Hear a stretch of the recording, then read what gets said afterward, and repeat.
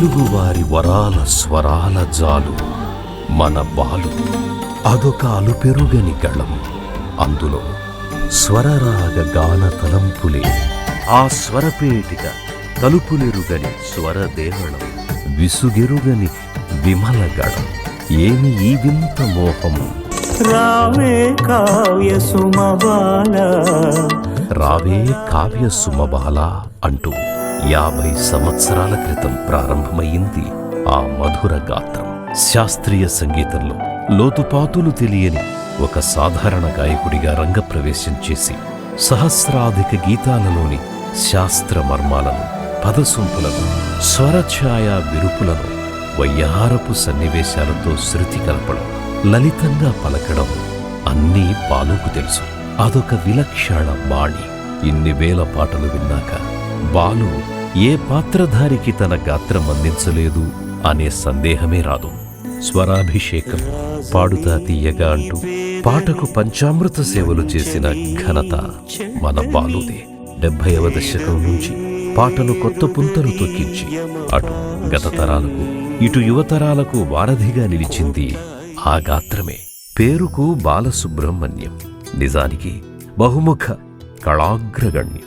అత్యంతాల అజంతాల ఒంపుల సొంపుల తలకట్టు ఉన్న తెలుగు నుడికారపు జిలుగు హృదయంగా పలికింది మన బాలు గాత్రంలోనే.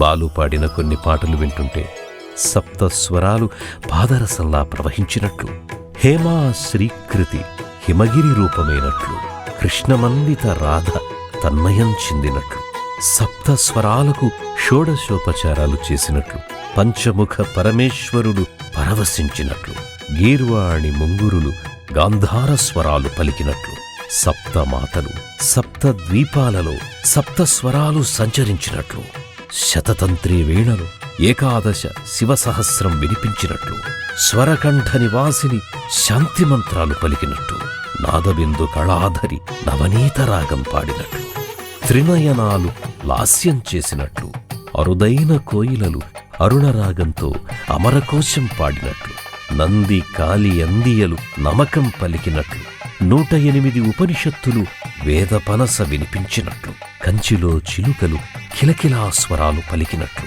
భారతీదేవి బళిరా అని పొగిడినట్లు, విరించి తరుణీమణి పరవశించినట్లు, ఆడుకోకిలలన్నీ పుంస్కోకిలలైనట్లు, శృతులన్నీ శివమహాన్యాసం చేసినట్లు, సప్తముఖి రుద్రాక్షలన్నీ సప్తస్వరాలైనట్లు, నాభి హృదయ కంఠ రస నాసాదుల నుండి జనించిన ఆ నాదం, ఆ గాత్రం నిత్యం ప్రాతఃస్మరణీయం, చిరస్మరణీయం, స్వరస్మరణీయం.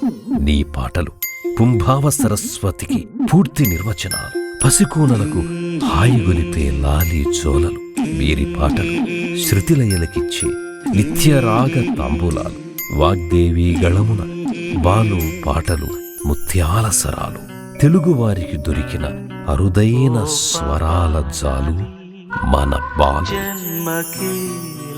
కువైట్లోని తెలుగువారి సంస్కృతి సంప్రదాయాలకు అద్దం పట్టే తెలుగు కళా సమితి 2019వ సంవత్సరంలో బాలుగారిని సవినయంగా గౌరవించుకుంది.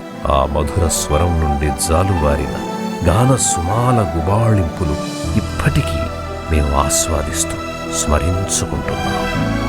తెలుగు కళా సమితి కువైట్కి సంబంధించిన యంత్రాంగానికి అందరికీ విచ్చేసిన మీ అందరికీ కూడా మీ ఎస్పి బాలసుబ్రహ్మణ్యం వినయపూర్వకమైన నమస్కారం.